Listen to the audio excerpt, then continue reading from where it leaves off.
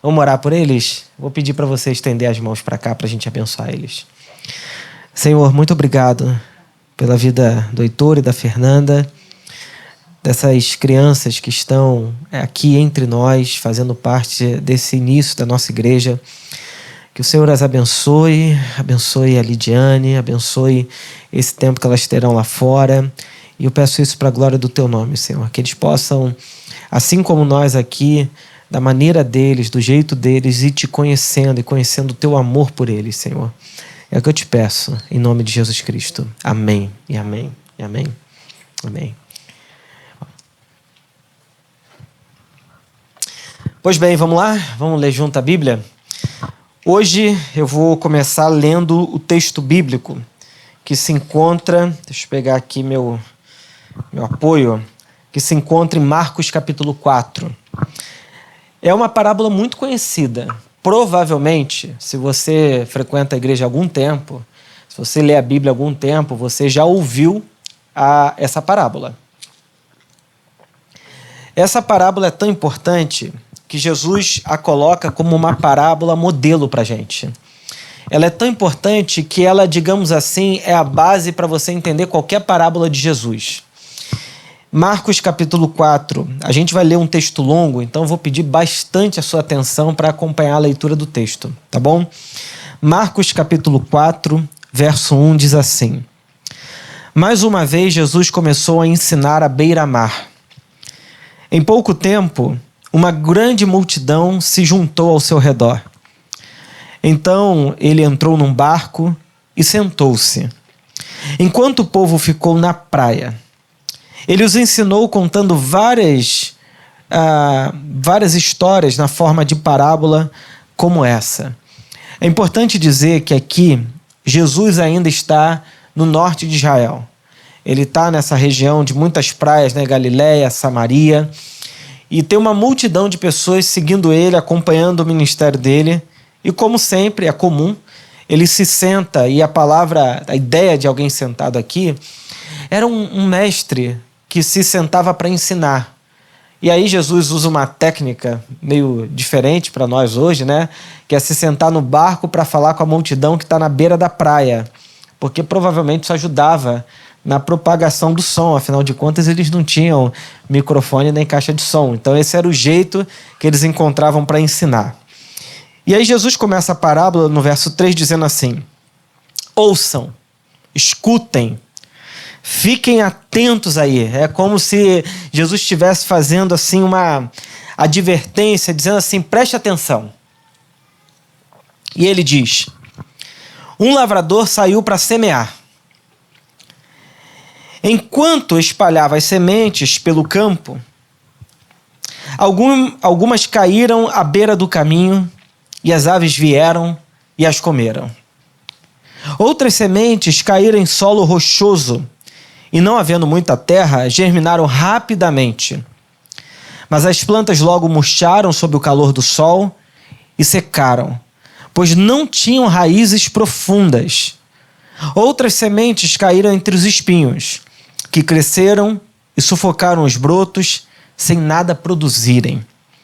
Ainda outras caíram em solo fértil e germinaram, cresceram e produziram uma colheita 30, 60 e até 100 vezes maior do que a quantidade semeada. Então, ele lhes disse: Quem tem ouvidos para ouvir, ouça com atenção. Mais tarde, quando Jesus estava sozinho com os 12 e os outros que estavam reunidos ao seu redor, provavelmente algumas mulheres, como Maria, sua mãe, como outros discípulos que ele tinha aqui, o texto diz assim: mais tarde, quando Jesus estava sozinho com os 12 e os outros que estavam reunidos ao seu redor, perguntaram: qual que é o real significado dessa parábola? O que você quer dizer com isso? Tem muita gente que pensa assim: Jesus era um mestre extraordinário, né? Só que, na realidade, muita coisa que Jesus disse, no seu tempo, ninguém entendia nada. Essa é a verdade. As pessoas ficavam confusas, Muitas das vezes, nem os discípulos conseguiam compreender o que ele estava dizendo. Por isso que, às vezes, quando eu ouço alguns autores famosos, né, tipo Augusto Cury, que diz Jesus o maior mestre que já existiu, no final das contas, não é tão verdadeiro assim, porque muita gente não entendia o que ele estava falando. Não só os seus discípulos, como também os religiosos da época, como também a multidão. Então, nem sempre é tão fácil entender o que Jesus está dizendo. E por quê? E aí Jesus responde o porquê que nem sempre é fácil entender o que ele está dizendo. Ele diz no versículo 11, ele respondeu: a vocês é permitido entender o segredo do reino de Deus, mas uso parábolas para falar aos de fora, de modo que, mesmo que vejam o que faço, não perceberão. E ainda que ouçam o que eu digo, não compreenderão. Do contrário, poderiam voltar-se para mim e serem perdoados. Jesus está dizendo que tem gente que tem olho e não vê, tem ouvido e não ouve. E não tem a ver com a capacidade biológica, orgânica, intelectual de ouvir, de ver e de entender. Jesus está dizendo que eles não entendem. Porque não tem uma capacidade interna para isso. Uma disposição interna para que, ouvindo, compreendam, para que vendo, compreendam. Eles veem, eles ouvem, mas não entendem nada. E aí, verso 13, Jesus então disse: se vocês não entendem o significado dessa parábola, como é que vocês entenderão as outras, as demais? Essa parábola é a pedra fundamental das parábolas. Se você não entende essa, você não entende nenhuma. Então, se vocês não entenderam isso aqui, como é que vocês vão entender o resto? O lavrador, e aí Jesus vai explicar, né? Lança sementes ao anunciar a mensagem. É claro que o lavrador aqui é ele mesmo, que está diante da multidão pregando, falando, anunciando o reino de Deus, curando os enfermos e pregando, e pregando, e pregando, e as multidões ao seu redor ouvindo o que ele está dizendo. Então ele fala, se vocês não entendem, como é que vocês vão entender as outras? As sementes, e ele diz, verso 15, que caíram à beira do caminho representam os que ouvem a mensagem, mas Satanás logo vem e toma deles.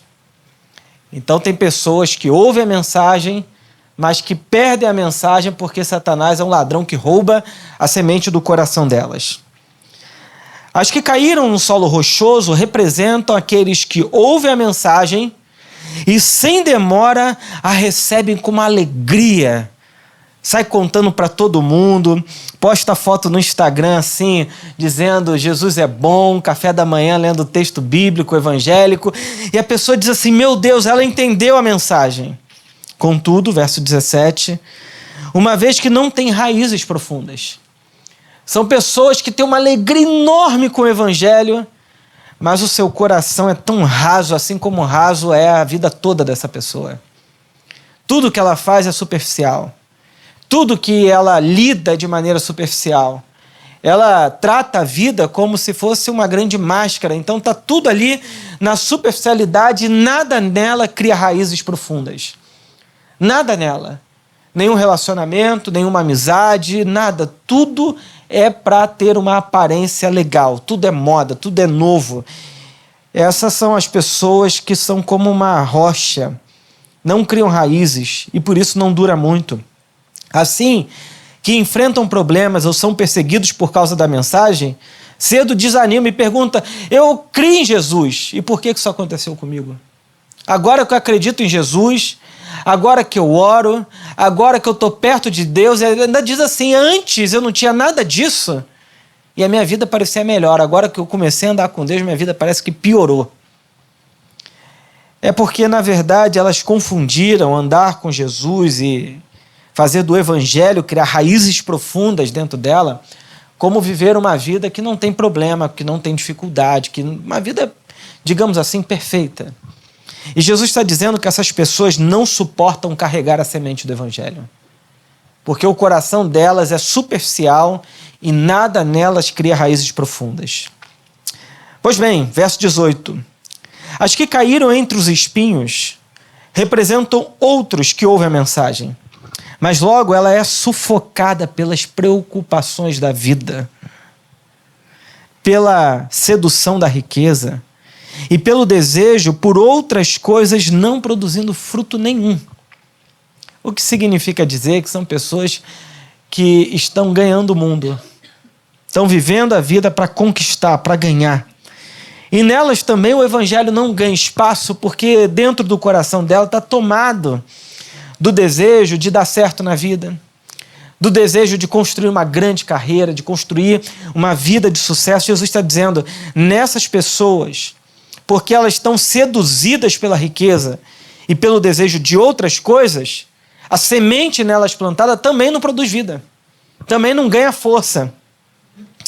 E as que caíram em solo fértil representam os que ouvem e aceitam a mensagem, produzem uma colheita de 30, 60 ou até 100 vezes maior do que a quantia semeada. Pois bem, como é que eu sempre li esse texto? Eu sempre li esse texto pensando o seguinte, o semeador é Jesus, é Deus, que está pregando, ensinando e falando da sua mensagem. E, obviamente, os solos aqui representados, né, são 4 tipos de pessoas. Na minha cabeça, eu sempre li o texto assim. E a semente que é lançada à beira do caminho é a mensagem do reino de Deus, é o evangelho. E aí, eu relendo esse texto, né, obviamente, para pregar aqui nessa noite, eu percebi uma coisa, que na realidade não é que há 4 solos diferentes, não é que há 4 tipos de pessoas diferentes. Uma pessoa tipo rocha, uma pessoa tipo aquela que está no meio dos espinhos, uma pessoa que está à beira do caminho, uma pessoa que é boa. Porque do ponto de vista do evangelho, todos nós somos uma terra meio ruim. Somos uma terra sem a capacidade de produzir o fruto do evangelho. Todos nós. Se fosse verdade a ideia de que existem pessoas que são uma boa terra para que o evangelho, sendo colocado nela, ela logo produza fruto, eu diria que tem gente que é apta ao evangelho, mas eu não penso assim. O que, na verdade, nesse texto me saltou os olhos é o fato de que todos nós, em algum momento, somos um tipo de terra, um tipo de solo como esse aqui. Há alguns momentos na nossa vida que a gente é igual uma rocha dura. Tudo em nós é superficial, nada em nós ganha profundidade, nada em nós brota, porque o nosso coração está meio petrificado assim, as coisas ficam ali na superfície. Tudo dura muito pouco dentro da gente. Tudo é rápido dentro da gente. É um jeito de viver a vida, ainda mais nesse tempo acelerado pra caramba. A gente quer ver resultados profundos em curto tempo, em curto prazo, como se a vida fosse uma corrida assim, curtinha, em que tudo tem que acontecer para agora. Então, na realidade, há pessoas que estão no momento atual como uma rocha. Mas essa mesma pessoa, você, pode de repente mudar algumas coisas e o seu coração se tornar como esse coração que produz espinhos, que sufoca o evangelho. É aquele momento em que na vida a gente está preocupado com fazer a vida acontecer, ganhar dinheiro, ganhar o mundo, comprar um apartamento, comprar, sei lá, fazer uma viagem. O nosso coração está muito focado nas coisas desse mundo e a gente está ali trabalhando para ver a nossa vida acontecendo. A gente quer ter resultado na vida e Jesus fala que nesse momento do nosso coração a semente do evangelho está lá, mas é sufocada por as coisas desse mundo. O nosso espaço interno está lotado de desejo de construir a vida, de trabalhar, de sonhar, de fazer outra formação, fazer uma faculdade, fazer um mestrado, fazer um doutorado. É como se o nosso coração ainda não tivesse totalmente apto a viver o evangelho de maneira plena. É como se nesse momento da vida que a gente está tomado, digamos assim, dos espinhos que sufocam o evangelho, é um momento que a gente está assim, fazendo networking, sabe? A gente está correndo o mundo para conquistar, para ganhar. É um coração, é um jeito que o nosso coração fica. E nesse solo a Bíblia diz que até brota, mas essas coisas do mundo, digamos assim, sufocam a semente do evangelho e não produz o resultado que deveria produzir. Mas às vezes o nosso coração está como esse caminho aqui que Jesus fala. A Bíblia diz que o semeador sai a semear e a semente cai à beira do caminho. É um jeito da gente colocar o evangelho na nossa vida. À beira, na borda, na margem. Alguém pergunta, mas você crê no evangelho? Eu creio, está aqui, na borda. Mas no centro da minha vida e do meu coração tem várias outras coisas. O evangelho está na borda lá. Só que a Bíblia diz que vêm os pássaros e comem e levam aquela palavra de vida que está dentro da pessoa e aquilo não cresce também. Na realidade, quando eu reli esse texto, eu descobri que o semeador, ele sai a semear. E que esses 4 tipos de solo aqui, o último é o solo fértil, é o momento em que a gente está realmente disposto a fazer do nosso coração uma terra boa para o evangelho. É um momento único. E aí Jesus fala que o crescimento nesse momento é exponencial. Jesus diz que é a 30, a 60 e a 100.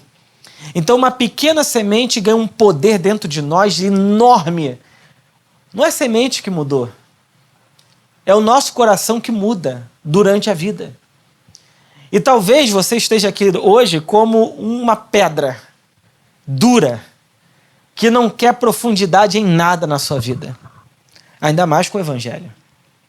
Você fala, Herbert, eu estou aqui, eu coloquei assim o evangelho à margem da minha vida. Ele está lá. Mas de repente leva, depois de semear de novo, volta. E leva, semeia de novo, volta. Em algumas pessoas, talvez a semente do evangelho está no seu coração, mas fica sufocado pelas coisas da vida e não consegue ganhar força dentro de você. Talvez para outras pessoas o evangelho esteja como esse texto aqui diz, né? Ele até brota na rocha, mas logo seca porque o sol vai lá e queima tudo dentro dele. Quer dizer, a gente pode ser os 4 tipos de solo durante a nossa vida. Nós não somos uma coisa ou outra. Na dinâmica da vida, nós somos esses 4 tipos de solo. E que em alguns momentos a gente produz muito, em outros momentos a gente está com uma pedra dura. Em uns momentos a gente é como um solo que tem uma alegria enorme, mas logo vem as coisas do mundo e derruba a gente. Na realidade, o evangelho só consegue produzir vida no momento em que o nosso coração está como uma boa terra, receptivo, alegre, feliz, e acolhe o evangelho, aquilo tem um poder enorme dentro de nós. Agora, o que na realidade me chama a atenção nesse texto não é a semente e não são os solos. Qualquer agricultor no tempo de Jesus levantaria a mão no meio da reunião e falaria assim, Senhor, essa história aí tem um problema. E aí Jesus falaria, qual é o problema? O problema é que nenhum agricultor, o inexperiente que está começando, o estagiário da agricultura, ele sabe que não se joga semente na pedra. Ele sabe que não se joga semente entre os espinhos. Ele sabe que não se joga semente à beira do caminho. Primeiro ele pega a terra, cuida dela, ara a terra, torna um espaço propício para que a semente cresça. O que ele está fazendo é um desperdício. Pois é. O choque no fundo dessa parábola é que Jesus está dizendo que apesar do nosso coração ser dinâmico, como esses 4 solos aqui, o agricultor, que é Deus, ele continua lançando semente dentro da gente. É como se Deus pegasse um potinho cheio de semente, jogasse e ficasse esperando. Agora cresceu espinhos. Aí pega outra semente e joga no nosso coração e diz, agora foi como uma terra, uma pedra dura. De repente ele pega a semente, joga de novo e fala, botou à beira do caminho. Mas de repente ele joga a semente e fala, eu acho que agora ele está percebendo que está ganhando força essa semente nele. O mais incrível dessa parábola não é a semente e não são os solos. O mais incrível dessa parábola é a capacidade de Deus ser um semeador gracioso e incansável com a gente. Essa é a grande coisa dessa parábola. O fato de Deus não tratar as sementes como desperdício, mas como um investimento constante. Ele está jogando semente, e de repente no nosso coração ele joga um dia e fala, agora deu resultado. O que significa para nós que, se a gente for ler esse texto do ponto de vista econômico, da agricultura e comercial, não funciona, está tudo errado aqui. Está desperdiçando dinheiro, energia e tempo. Mas se a gente for ler esse texto do ponto de vista do Evangelho, da graça de Deus, o que Jesus está dizendo para nós é que, apesar desse povo ver e não enxergar, ter ouvidos e não ouvir, é que ele continua lançando sementes. Continua lançando sementes. Até que uma hora esse solo se torne fértil e possa produzir os frutos do Evangelho. Isso acontece na nossa vida o tempo todo. Se Jesus desistir de mim quando eu estou como uma terra dura, as sementes, o resultado do Evangelho nunca vai ser produzido em mim. Se Jesus desiste de mim quando eu estou naquele momento que eu quero ganhar o mundo, as sementes do Evangelho não vão produzir o resultado em mim, mas ele continua ali lançando sementes incansavelmente. Sabe por quê? Jesus falou, meu Pai trabalha até agora. Deus é um trabalhador que trabalha muito. Não é um workaholic, porque Deus não entra em burnout. Mas Deus trabalha incansavelmente em nosso coração, esperando que um dia as sementes do Evangelho cresçam dentro de você. Produzam o resultado de uma boa terra, como ele diz aqui. E não só no seu coração, no meu coração também. Tem dias que o nosso coração pode acordar como um solo duro. E Deus lança as sementes lá. E não dá nada. Mas Deus é um trabalhador incansável. Ele não desiste da gente. Ele não desiste do nosso coração. E por quê? Porque Deus ele investe em nós em nossas piores condições. Deus não investe num patrimônio que já está meio bom, bem feito, tudo bem resolvido. Deus ele vai investindo na gente nos nossos piores dias, na nossa pior condição. O problema é que, às vezes, a gente perde a dimensão de que, pelo fato de ter aceitado Jesus, levantado a mão, feito alguma coisa nesse sentido, a gente acha assim, agora eu estou pronto. Eu agora me tornei uma terra boa, perene, porque o Evangelho entrou no meu coração. Não se engane. Você pode aceitar a Jesus e o Evangelho está à margem do seu coração. E você dizer, eu creio no Evangelho, mas ele não criou os resultados que o Evangelho produz. E por quê? Ele está lá. Porque Deus não desiste da gente. Mas a ideia é que Deus vai aproximando essa semente do nosso coração para que produza o resultado real do Evangelho dentro de nós. E aí o interessante disso é que esse texto tem duas coisas interessantes. A primeira é uma verdade. Deus não desiste da gente. Essa é a primeira coisa. Deus é um semeador incansável. Hoje, alguém pode pensar, mas quem está semeando hoje sou eu, Herbert. Mas Deus não semeia só aqui, no púlpito, na Viva. Deus semeia na vida. Na Viva também, mas na vida. E por que Deus semeia na Viva? Na vida, Viva? Deixa eu beber água. Por que Deus semeia na vida? Porque a graça de Deus está permeando tudo e todos. A gente pode chegar à conclusão de que a semente só deu resultado naquelas pessoas que se tornaram, digamos assim, um crente público. Isso é bom. Mas isso não significa necessariamente que a pessoa colheu o Evangelho dentro dela como uma boa terra. Não significa. O que significa que alguém acolheu o Evangelho como uma boa terra? Jesus está dizendo para os discípulos, nem vocês estão entendendo o que eu estou dizendo. Se a multidão não entende, vocês também não.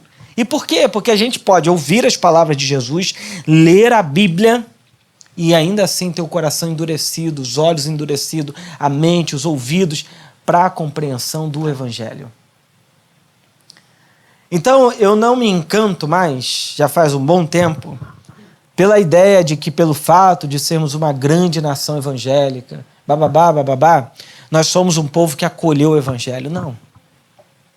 Mas eu entendo também que ainda assim, Deus ele é um semeador incansável, ele vai continuando colocando semente dentro da gente, fazendo com que o evangelho chegue a nós de alguma maneira. Pela criação, como dizia São Tomás de Aquino, Deus se revela na criação. São Tomás de Aquino tinha uma frase que eu acho interessante, que ele dizia o seguinte, que Deus tem 2 livros. O primeiro é a criação, depois veio a palavra. Mas o primeiro livro de Deus é a criação, é o mundo, as coisas com as quais nós podemos nos relacionar e ver. Se essa é uma verdade, que Deus é gracioso, Deus ele insiste na gente, ele nos ama radicalmente, a segunda verdade, que é uma consequência, é que quando essa semente ela encontra o nosso coração como um solo fértil, ela multiplica a 30, a 60 e a 100 por 1. O que significa também dizer que até os solos que se tornaram férteis têm uma proporção do que eles podem. Tem solo que é fértil, mas multiplica a 30. Tem solo que é fértil e vai a 60. E tem solo que é fértil e vai a 100. Porque nem todo mundo vai se tornar um solo de 100, de 1 para 100. O que significa que a gente pode acolher o evangelho, aceitar o evangelho, mas ter uma pequena produção desse evangelho na nossa vida. Então, assim como nenhuma semente ela produz os seus resultados para si mesma, as pessoas que acolheram o evangelho, os resultados dela são para pessoas que estão fora dela, não são para ela mesma. A semente de girassol, brota o girassol, ela não vai lá e come o que ela produziu. A semente sempre produz alguma coisa para outra pessoa. A semente do trigo produz trigo para pão, para os animais, para outras pessoas. O que Jesus está dizendo nessa história da semente é que quem acolheu o evangelho multiplica essa realidade de vida para muita gente, para outras pessoas. Não dá, e essa é uma fala importante, para dizer eu acolhi o evangelho no meu coração e isso não produzir resultado prático na nossa vida. Não dá para dizer eu acolhi o evangelho e não me tornei mais amoroso. Eu acolhi o evangelho e não me tornar mais perdoador. Eu acolhi o evangelho e não me tornei um sinal de vida de Deus para esse mundo. Não dá. E por que não dá? Porque os resultados do evangelho em nós são essas coisas. Tem gente que pensa que o resultado do evangelho na vida de uma pessoa é talvez agora ela ser um bom cristão, um bom católico. E não. O resultado do evangelho na vida de alguém é se antes ela não conseguia perdoar e agora ela perdoa. Se ela não conseguia andar a segunda milha com uma pessoa difícil e agora ela aprende a andar uma segunda milha. Se antes ela não conseguia dar a outra face, ela aprendeu a dar a outra face. Se antes ela não conseguia não pagar o mal com o mal, ela aprendeu a não pagar, a não pagar o mal com o mal. Eu não sei se eu falei errado, mas se ela antes tinha dificuldade de não devolver na mesma moeda e por causa do evangelho agora ela não devolve na mesma moeda. Os resultados práticos do evangelho em nós não são outra coisa senão vida nos nossos relacionamentos, na nossa maneira prática de lidar com as pessoas e com essa vida, com esse mundo, com a nossa generosidade, com a nossa alegria, com o nosso acolhimento, com o nosso amor. O que o evangelho produz em nós não é outra coisa senão essa coisa que eu chamo de alguém cristificado, de alguém mais parecido com Jesus para esse mundo. Por isso que eu tenho muita dificuldade com essa ideia de alguém que diz crer em Deus, e sinceramente isso para mim não diz muita coisa. Crer em Deus, como dizia o John Stott, qual Deus que você crê? Eu creio no Deus de Cristo. Como é que é esse Deus? Porque dependendo da nossa descrição de Deus, pode ser uma coisa terrível, pode ser um Deus diabólico, mas é Deus. Porque Deus é um título que cabe tudo dentro dessa palavrinha. Que Deus nós estamos falando? O Deus e Pai de nosso Senhor Jesus Cristo, o Deus revelado por Cristo, de que Deus nós estamos falando? Então, quando nós entendemos que o nosso coração é dinâmico, que às vezes ele é uma terra boa, às vezes é um solo duro, às vezes é um espinho, às vezes... Entendeu? É dinâmico. E quando a gente entende que Deus é um semeador gracioso, insistente, trabalhador, que Ele continua a operar em nós, isso me dá um alívio enorme. Por que me dá um alívio enorme? Porque eu sei que eu não estou no controle da graça de Deus. Eu não sou o chefe da graça de Deus. Eu não sou... Antigamente, ônibus não tem mais isso, né? Mas quando eu era criança, tinha o cara da catraca. Né? Qual era o nome? Trocador. Era o trocador. E aí você comprava o bilhete, dava pro trocador, ele te deixava passar. Então, Deus não tem trocador da graça, que fica ali controlando a catraca de quem é salvo, quem não é, quem está em Deus, quem não é. O que nós podemos saber é que se alguém acolheu o evangelho no coração, essa pessoa com certeza produzirá frutos do evangelho na vida dela. Do evangelho na vida dela. E também a gente tem que ter muita paciência quando o nosso coração não é um solo fértil. Essa é uma outra coisa que Jesus nos ensina. Porque a nossa tendência é, não é solo fértil? Abandona, serve para nada. E eu estou falando disso porque às vezes a gente tem que lidar com gente difícil. Gente que é dura, gente que é complicada e não é solo fértil. E a gente diz assim, deixa eu reter minhas sementes aqui porque não presta para nada, não dá mais para ficar jogando semente aqui. Pois é, mas se Deus é um semeador gracioso, as nossas pequenas sementes que a gente pode ter nas mãos também tem que ser graciosas. Por isso que a gente nunca pode desistir de alguém que diz assim, o evangelho para mim não faz sentido, não faz naquele dia. E aí você joga a semente de novo e vê, hoje está cheio de espinho. Aí você joga de novo e fala, hoje botou a beira do caminho. Tá lá, mas tá à beira do caminho. Aí você joga de novo e fala, alguma coisa aconteceu. Porque com todos nós foi assim. A gente, em algum momento, rejeitou a Cristo. Às vezes a gente rejeita a mensagem do Evangelho. Mas às vezes a gente aceita. E quando a gente aceita, isso produz muita vida nesse mundo. Produz os resultados do Evangelho nesse mundo. Então, a minha palavra hoje é que Deus é um semeador. E nós somos esse solo dinâmico. Mas a grande beleza do Evangelho é que nós podemos produzir ainda frutos do Evangelho em nós. E através de nós. Eu não sei como que funciona essa dinâmica de mudar o solo aqui dentro. Não sei. Mas eu percebo em mim, não sei se vocês percebem em você, que às vezes muda. Que às vezes o nosso coração, ele passa por outras fases. Mas o que a gente pode fazer é orar. E falar, Senhor, me ajuda. Talvez você está num momento que o coração está duro. Ou está num momento que o coração está querendo ganhar o mundo. Ou está num momento que o evangelho está lá, mas está à periferia do seu coração. Eu acho que todos nós podemos orar pedindo, Senhor, me ajuda a fazer do meu coração uma boa terra. Eu quero, Senhor, ser uma terra que acolhe o evangelho. Uma terra que produz frutos do evangelho. Então me ajuda, me dê graça, aduba o solo do meu coração.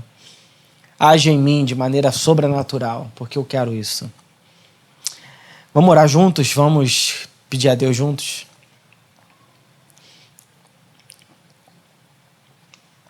Eu queria convidar você a ficar de pé, pode ser? A gente sempre fica sentado aqui. Eu tô com a voz meio embargada, assim, por causa da alergia. Que eu acho que o ar-condicionado mudou e aí piora a minha garganta. Vamos orar então. Senhor Jesus, muito obrigado por essa noite. E eu quero orar, Senhor, pedindo socorro do alto. Às vezes o nosso coração tá tão distraído que não percebe essas sementes de graça brotando aqui dentro da gente, Senhor. Eu não sei como é que os nossos corações estão aqui nesse momento, Senhor. Mas nos ajuda a ser uma boa terra para Ti, Senhor. Nos ajude a ser uma terra que produz os frutos do Evangelho, os resultados do Evangelho, Senhor. E eu peço isso para a glória do Teu nome, Jesus. Olha o nosso coração, som da nossa mente, som da nossa história. Eu não sei como os nossos corações estão, Senhor. Mas eu sei daquele que pode renovar a vida, converter os corações, como diz o profeta Jeremias, transformar um coração de pedra num coração de carne, converter os corações, fazendo com que nesse tempo nosso coração se torne uma boa terra para a Tua mensagem, Senhor. Eu sei que pela força do Teu Espírito, assim como Ele pairava sobre a face das águas, uma terra sem forma e vazia, mas pelo poder do Espírito as coisas vieram a existir do nada. Luz da escuridão, pela simples palavra da Tua boca, Senhor. Nos ajude, Senhor. Abra os nossos olhos, abra os nossos ouvidos, para que ouvindo a gente possa realmente ouvir, escutar a Tua palavra de vida, Senhor. Para que vendo a gente não passe como cegos, atormentados por uma vida corrida que não enxerga mais nada, Senhor. Nos ajude a perceber a Tua ação nesse mundo, Senhor. A Tua vontade acontecendo no nosso tempo, na nossa história, Senhor. E que o Senhor produza os frutos, os resultados do Evangelho dentro de nós, Senhor. Eu peço isso para a glória do Teu nome, Jesus Cristo.